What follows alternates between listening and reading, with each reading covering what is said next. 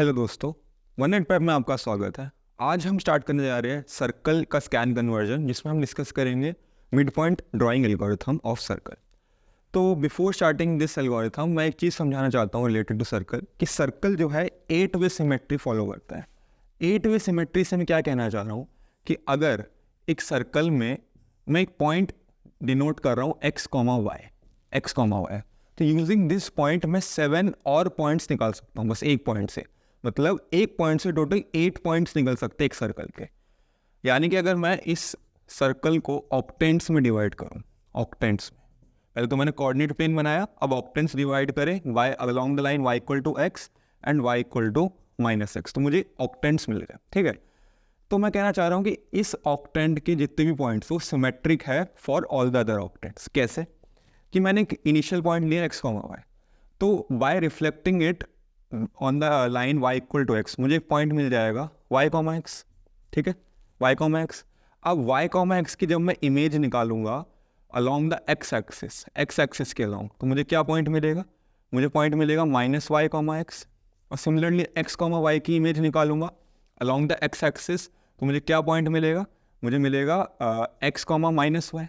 ठीक है, ये मेरे कोऑर्डिनेट्स आ गए। अब सिमिलरली मैं क्या करूँगा, इन चारों पॉइंट्स की रिफ्लेक्शन निकालूंगा along the line along the y axis के लिए, तो मुझे क्या कोऑर्डिनेट्स मिल जाएंगे? वाई एक्सिस में सिर्फ x को रिवर्स करना होता है, तो minus x comma minus y. इसका मुझे मिल जाएगा इसके जो पॉइंट्स होंगे इसके होंगे y कॉमा माइनस एक्स, तो इसका मुझे मिल जाएगा minus y comma minus x. बस मुझे x कोऑर्डिनेट को रिवर्स करना है। इसका मुझे मिल जाएगा माइनस वाई कॉमा एक्स, और इस पॉइंट का मुझे मिल जाएगा माइनस एक्स कॉमा वाई। तो अब आप देखो, एक पॉइंट से मैंने टोटल 8 पॉइंट निकाल लिए यूजिंग द रिफ्लेक्शन। तो मुझे जब मैं सर्कल को प्लॉट करूँगा तो मुझे कुछ नहीं करना, बस एक ऑक्टेंट के पॉइंट्स निकालने हैं। एक ऑक्टेंट पकड़ूंगा मैं, उसके सारे पॉइंट्स निकाल दूंगा, और फिर कुछ नहीं करना, मुझे रिफ्लेक्शन एल्गोरिथम लिखना होगा और मैं सारे पॉइंट्स उसके कैलकुलेट कर लूँगा। तो इनिशियली मैं क्या करूँगा, यूजिंग मिड पॉइंट एल्गोरिथम या कोई और एल्गोरिथम नेक्स्ट वीडियो में हम रेसन नाम डिस्कस करेंगे, तो बस हम एक ऑक्टेंट्स के पॉइंट निकालेंगे, उसके बाद बस सिंपली उसको रिफ्लेक्ट कर करके पूरा सर्कल हम क्रिएट कर देंगे। और ये ऑक्टेंट के पॉइंट्स कहाँ से कहाँ तक निकालेंगे? इनिशियली एक स्टार्टिंग पॉइंट हमें लेना पड़ेगा, तो वो हो जाएगा हमारा 0 कॉमा आर। अगर हमारा सेंटर 0 कॉमा 0 है तो ये पॉइंट क्या होगा? 0 कॉमा आर, आर हमारा रेडियस है, तो 0 कॉमा आर हो गया। और हम तब तक जाएंगे जब तक, देखो, जब हम इस आर्क को विजिट कर रहे हैं, जब हम इस आर्क को ट्रैवर्स कर रहे हैं, तो हमारा हो क्या रहा है? x इंक्रीज हो रहा है और y धीरे धीरे घट रहा है।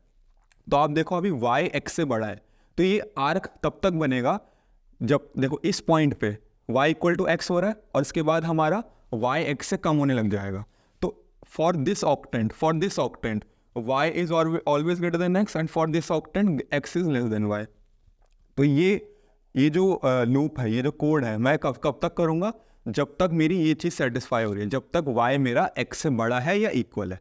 जैसे ही x बड़ा हो जाएगा, इसका मतलब मेरा सेकंड ऑक्टेंट स्टार्ट हो गया, तो मैं इस ऑक्टेंट को विजिट नहीं करूँगा, मैं तो रिफ्लेक्शन करके निकालूंगा, तो बस मैं एक ऑक्टेंट निकालूंगा।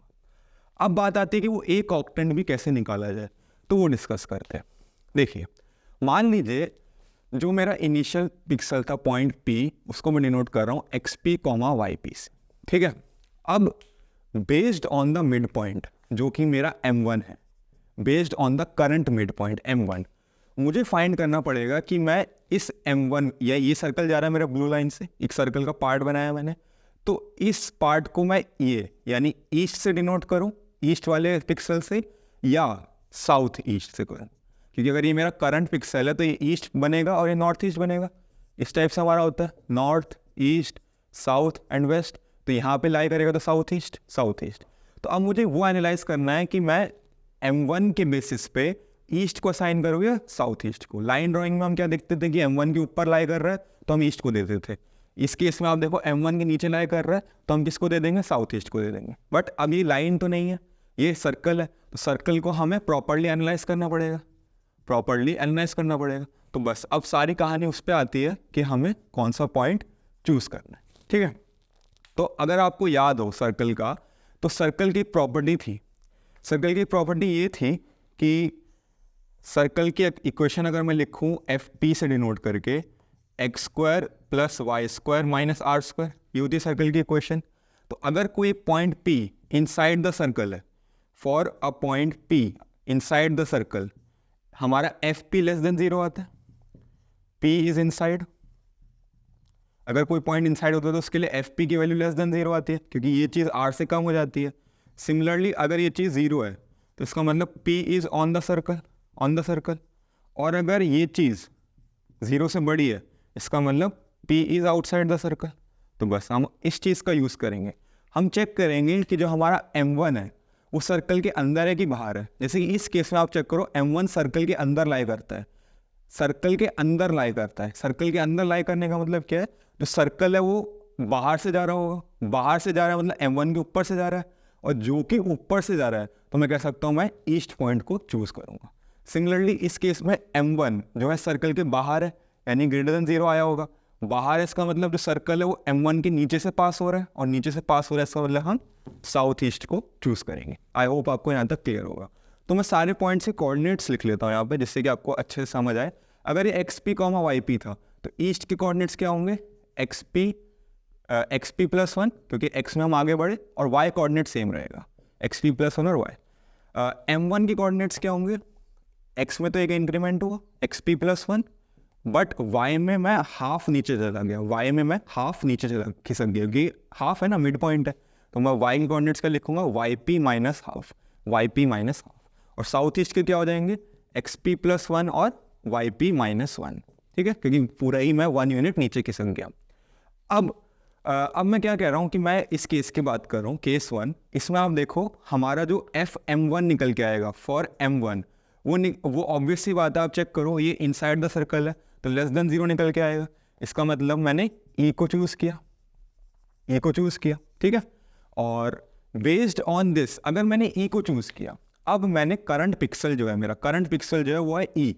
तो नेक्स्ट केस में मेरे पास नेक्स्ट केस में जो मिड पॉइंट होगा, मैंने अब इसको चूज़ किया, तो नेक्स्ट केस में मिड पॉइंट जिसको एनालाइज करना पड़ेगा वो M2 होगा, अब मैं इसकी बात करूं जिसमें मैंने साउथ ईस्ट को चूज़ किया, तो नेक्स्ट के लिए मेरा मिड पॉइंट कौन होगा, ये होगा, क्योंकि अब मेरा सर्कल जो है ये पॉइंट है, मेरा करंट पॉइंट, जैसे ये P था अब ये P बन गया, तो नेक्स्ट मिड पॉइंट जैसे M1 था अब M2 बन जाएगा, ना कि ये वाला पॉइंट, इसको मैं M3 कह देता हूँ।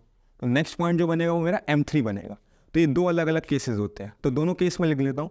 पहला है FM1 लेस देन 0। अच्छा, FM1 निकाल लेते हैं क्योंकि दोनों केस में हमें FM1 को एनालाइज करना पड़ेगा, तो FM1 की वैल्यू मैं यहाँ लिख देता हूँ। FM1 का मतलब है इस पॉइंट में मुझे M1 की कोऑर्डिनेट्स डालने पड़ेंगे। M1 की कोऑर्डिनेट्स क्या है, XP प्लस 1 और YP माइनस हाफ। मैं डाल देता हूँ XP प्लस 1 का whole square plus YP minus half का whole square minus R square. तो इसको जब मैं ओपन करूँगा तो मुझे क्या मिलेगा, XP स्क्वायर प्लस ये इसको ऐसे ही रहने देते हैं, इसको ओपन नहीं करते, ये हमें मिलेगा, ठीक है। अब पहला केस 1 कि E हमने चूज़ कर लिया, यानी कि हमारा FM1 जो है लेस देन 0 आया, FM1 हमारा लेस देन 0 आया। तो नेक्स्ट मिड पॉइंट कौन होगा, नेक्स्ट मिड पॉइंट हमारा हो जाएगा M2, जिसके कोऑर्डिनेट्स इस M2 के कोऑर्डिनेट्स क्या होंगे, X में तो इंक्रीमेंट हुआ 2 यानी XP प्लस 2, और YP में हाफ हो गया, YP में आधा नीचे चला गया, तो YP माइनस हाफ, तो M2 के कोऑर्डिनेट्स हो गया। तो अब मैं क्या निकाल रहा हूँ, FM2 निकाल रहा हूँ। FM2 का मतलब क्या है, ये हमारा D ओल्ड था, इसको मैं कह सकता हूँ दिस इज D ओल्ड, जैसे हम डिसीजन पैरामीटर निकालते तो दिस इज D ओल्ड। अब मैं D न्यू क्या करूँगा, D ओल्ड के टर्म्स में निकाल लूँगा, जिससे मेरी कैलकुलेशन आसान हो जाएगी। तो मैं क्या करता हूँ, D न्यू यहाँ लिख लेता हूँ, या इनिशियली FM2 लिख देता हूँ, उसको D न्यू बाद में असाइन कर देंगे। तो FM2 की वैल्यू क्या आएगी, XP प्लस 2 का whole square plus YP minus half का whole square minus R square. तो आप देखो इतना पार्ट तो मैच कर रहा है, बस ये मैच नहीं कर रहा, तो मैं इसको लिख सकता हूँ दिस इज XP प्लस 1 का whole square plus YP minus half का whole square minus R square. तो जब आप इसको सॉल्व करोगे तो आपको सेम वही चीज़ मिल जाएगी, बट इस 1 के कॉरस्पॉन्डिंग जो टर्म्स होंगे वो एक्स्ट्रा होंगे, तो बस मैं वो लिख देता हूँ दिस इज D ओल्ड यानी FM1 प्लस इसके कॉरस्पॉन्डिंग मुझे क्या क्या मिलेगा, एक तो मुझे मिलेगा 2XP प्लस 1 और प्लस 1 2AB प्लस 1। तो इसको मैं लिख सकता हूँ दिस इज, आप सॉल्व करके देख लेना, ये मैंने डायरेक्टली शॉर्टकट करके लिख दिया, तो आपको मिलेगा 2XP प्लस 3। तो D न्यू के आपको वैल्यू आ गई in terms of D old plus 2xp plus 3। ये कब आई? जब हमने ई को चूज़ किया। अब एक न्यूमेरिकल सॉल्व करेंगे तो उससे अच्छे से क्लियर हो जाएगा। नेक्स्ट केस क्या है? नेक्स्ट केस है कि जब हमारा मिड पॉइंट m1 जो था उसकी कॉरस्पॉन्डिंग जो वैल्यू है ग्रेटर देन 0 आई। ग्रेटर देन 0 का मतलब क्या? हमारा मिड पॉइंट सर्कल के बाहर था। सर्कल के बाहर था, इसका मतलब हम किसको चूज़ करेंगे? साउथ ईस्ट को चूज़ करेंगे। तो जब हमने साउथ ईस्ट को चूज़ किया तो जो नेक्स्ट मिड पॉइंट होगा वो क्या होगा? m3 होगा। नेक्स्ट मिड पॉइंट कौन होगा? m3। अब जरा ध्यान से देख के बताओ कि m3 के कोऑर्डिनेट्स क्या होंगे। आप देखो x में तो 2 बार बढ़ गया, x में तो 2 बार बढ़ गया यानी xp प्लस 2 हो गया, और y में 1 यूनिट प्लस हाफ यूनिट, यानी टोटल कितना घटा? 3/2 घटा। तो yp माइनस 3/2 हो जाएगा इसका yp माइनस 3/2 हो जाएगा। तो अब अगर मैं fm3 की वैल्यू निकालूँ, fm3, तो इसकी वैल्यू क्या आएगी? xp प्लस 2 का whole square plus yp minus 3/2 का whole square minus are square. Extra terms क्या उसको लिख लेता हूँ, यह है xp प्लस 1 का whole square plus yp minus 1 minus half का whole square minus are square. तो आप देखो इस 1 के कॉरस्पॉन्डिंग जो टर्म्स होगी और इस 1 के कॉरस्पॉन्डिंग yp माइनस हाफ तो वही है, इसको क्लियरली बस लिखता हूँ yp माइनस हाफ माइनस 1। तो इस 1 के कॉरस्पॉन्डिंग जो टर्म्स होंगी वो एक्स्ट्रा होंगी, बाकी तो सेम रहेगा। आप चाहो तो सॉल्व करके एक्सपैंड करके देख सकते हो। तो आप लिख सकते हो D old plus 2xp plus 1 plus 1, ये तो इसके कॉरस्पॉन्डिंग मिला। सिमिलरली इसके कॉरस्पॉन्डिंग क्या मिलता? 2 times of yp minus half, एक तो ये मिलता और साथ में मिलता -1, ये टर्म्स मिलती। तो जब आप इसको सॉल्व करोगे तो आपको क्या मिलेगा? D old plus 2xp, sorry ये प्लस का होगा और ये माइनस का होगा, -2ab होता है ना, a माइनस बी का होल स्क्वायर। तो आपको मिलेगा 2xp माइनस 2yp और साथ में प्लस 2 प्लस 3 प्लस 4 -1, यानी कि सॉरी प्लस 1 तो 5, टोटल आपको 5 का प्लस मिलेगा। तो डी न्यू को आप ऐसे लिख सकते हो। तो डी न्यू की वैल्यू क्या है? D old plus 2xp minus 2yp plus 5।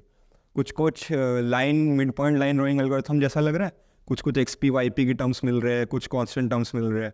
तो ये फाइनल हमारा था डी न्यू की value in terms of D old, कि हम कैसे नेक्स्ट मिड पॉइंट को कैलकुलेट करेंगे from the previous mid point. अब अगेन एक स्टार्टिंग पॉइंट तो रहेगा, एक इनिशियल डिसीजन पैरामीटर तो हमें निकालना पड़ेगा, क्योंकि कहीं से तो हम स्टार्ट करेंगे। तो मैंने आपको बताया था कि स्टार्टिंग पॉइंट हम हर क्वेश्चन में क्या लेंगे? 0,r। तो 0,r के कॉरस्पॉन्डिंग हम क्या करेंगे? ये fp की वैल्यू निकालेंगे जो डिसीजन पैरामीटर है, उसके कॉरस्पॉन्डिंग हमें क्या मिलेगा? Mid point.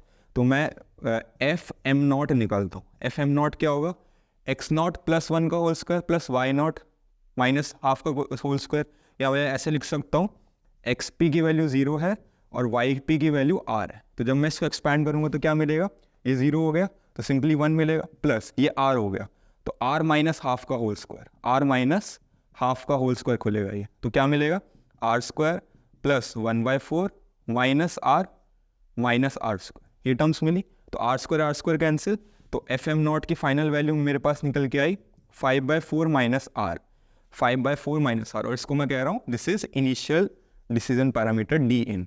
अब आप देखो 5/4 क्या है? 1.25 फ्रैक्शनल टर्म है, बट जब हम प्लॉटिंग करते तो फ्रैक्शनल टर्म तो नहीं आना चाहिए। रेडियस हमें हमेशा इंटीग्रल में गिवन रहेगा, पॉइंट भी हमें इंटीग्रल में गिवन रहेंगे।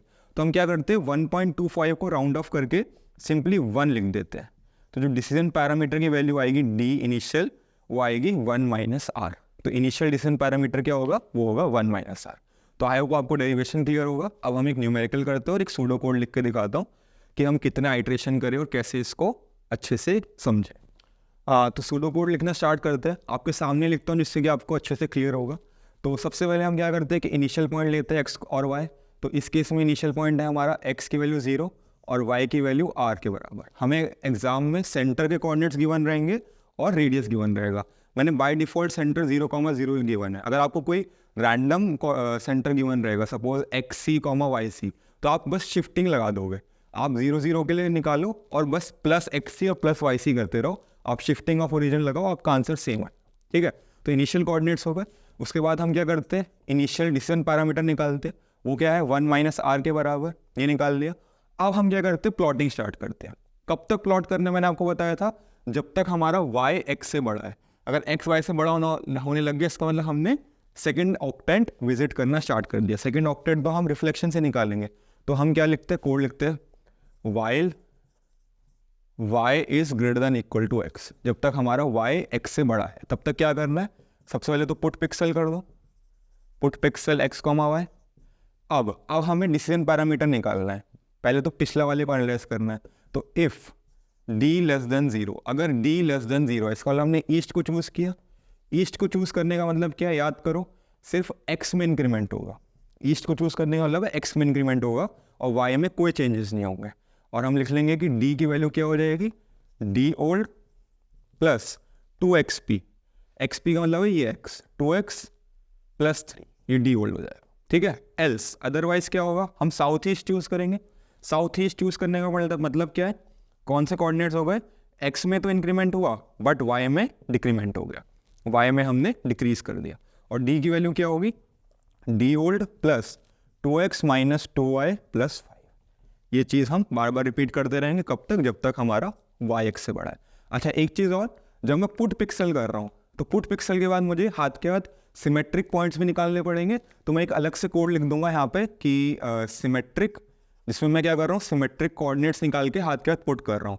तो मैं x, y पास कर दूंगा उसके अंदर। और सिमेट्री का कोड तो बहुत सिंपल है, आप लिख ही सकते हो, सिमेट्री में एक्सप्लेन नहीं कर रहा। तो एक सिमेट्री का अलग से एक फंक्शन लिख लेना और उसमें आप कोड करके पुट करते रहना बाय ऑल द एक्सेस। अब एक क्वेश्चन देखते हैं। क्वेश्चन गिवन है कि draw a circle with radius 10, हमें रेडियस 10 यूनिट्स गिवन है सर्कल, और इसको हमें ड्रॉ करना है using the mid point line drawing algorithm. तो एक टेबल बना लेते हैं और हम सिर्फ फर्स्ट ऑक्टेंट की निकालेंगे, बाकी रिफ्लेक्शन से हम कैलकुलेट कर सकते हैं। तो डिसीजन पैरामीटर x और y, ये हमारी टेबल बनेगी। तो इसकी बेसिस पे क्वेश्चन देखते हैं। तो सबसे पहला कोड को देख के आप देखो, सबसे पहला पॉइंट क्या होगा, 0, r, तो 0, 10 हो गया, ठीक है। अब और इनिशियल डिसीजन पैरामीटर क्या है, 1 माइनस r, 1 माइनस r की वैल्यू कितनी हो गई, -9। अब इसके बेसिस पे आपको क्या करना पड़ेगा, नेक्स्ट कोऑर्डिनेट्स देखने हैं। तो d लेस देन 0 है, d लेस देन 0 का मतलब क्या है, x में इंक्रीमेंट होगा, x में इंक्रीमेंट होगा और y में कोई इंक्रीमेंट नहीं होगा, सॉरी कोई डिक्रीमेंट नहीं होगा, तो y एज इट इज़ रहा। अब इसको यूज़ करके आपको डिसीजन पैरामीटर निकालना है। तो वो कितना होगा, d old plus 2x plus 3।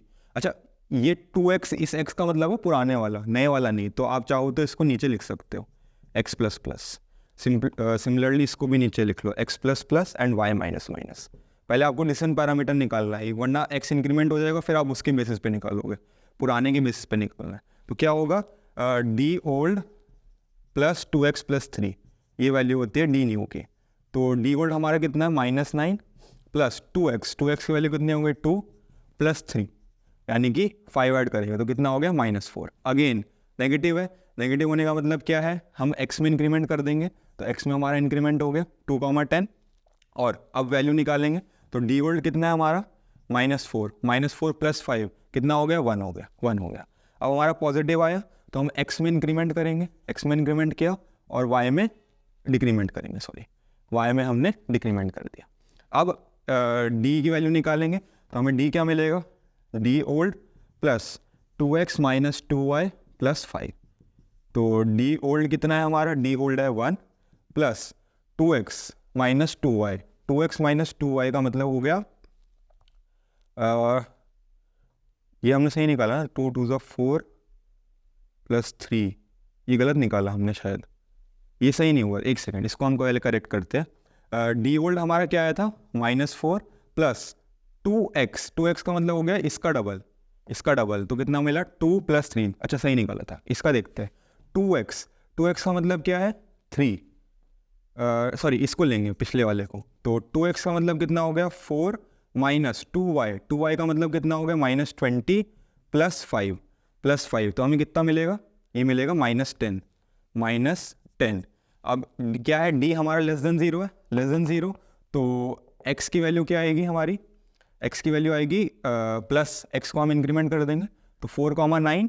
और अब d की वैल्यू निकालेंगे, d old plus 2x plus 3। तो d ओल्ड हमारा क्या है, d ओल्ड है -10 प्लस 2x की वैल्यू हो गई 6 प्लस 3 यानी कि 9। तो अब d ओल्ड की वैल्यू आ गई -1। अगेन नेगेटिव है तो हम x में इंक्रीमेंट करेंगे, x में इंक्रीमेंट किया, y एज इट इज़ रहेगा। अब फिर से हम d की वैल्यू निकालेंगे तो क्या आएगा, d ओल्ड -1 प्लस 2x की मतलब ये वाला x, तो कितना 8 प्लस 3 कितना हुआ 11 माइनस 1 10, इसकी वैल्यू आई 10, इसको थोड़ा सा नीचे शिफ्ट कर देते हैं 10, और अब पॉजिटिव आई, पॉजिटिव का मतलब है x में इंक्रीमेंट होगा और y में डिक्रीमेंट होगा, ठीक है। नेक्स्ट अब क्या करेंगे, d की वैल्यू कितनी आएगी, d old plus 2x plus 2y minus 3, तो d वोल्ड हमारा कितना है, d वोल्ड है 10 प्लस 2x, 2x का मतलब हो गया 10 माइनस 2y का मतलब हो गया 18 प्लस 5, तो कितना हो गया 20 माइनस 18 2 प्लस 5 7 7 7 का मतलब क्या है, ग्रेटर देन 0, ग्रेटर देन 0 का मतलब है x में इंक्रीमेंट और y में डिक्रीमेंट, तो x को बढ़ाएंगे और y को कम करेंगे, यहाँ स्टॉप कर देंगे, क्यों, क्योंकि y greater than equal to x है। एक आइटरेशन और करके आप चेक कर लो, आपको जवाब मिल जाएगा। चेक करते हैं, देखो अब हम देखेंगे कि हमारा जो d है वो 0 से बड़ा है, 0 से बड़ा है, इसका मतलब दोनों में इंक्रीमेंट होगा, एक में इंक्रीमेंट एक में डिक्रीमेंट, तो आप देखो ये इसी का रिफ्लेक्शन है, चेक करो आप, ये इसी का रिफ्लेक्शन है about the line y equal to x, तो इसलिए मैंने कहा हम यहीं पे स्टॉप कर दें। तो आई होप आपको समझ आया होगा। अब इन पॉइंट्स को हम प्लॉट कर देंगे और हर एक पॉइंट का A2 सिमेट्री निकालेंगे, तो हमारा कंप्लीट सर्कल हमें मिल जाएगा। तो ये सिंपल सा था mid point line and drawing algorithm. इसका क्वेश्चन न्यूमेरिकल कभी नहीं आता, अगर आएगा तो सिंपली आपको प्लॉट कर इसका फॉर्मूला डिराइव करने को आएगा या ज़्यादा से ज़्यादा सूडो कोड लिखने के लिए आएगा। तो आया वो आपको यहाँ तक क्लियर होगा, एंड नेक्स्ट वीडियो में हम देखेंगे Bresenham drawing algorithm for the circle. Thank you.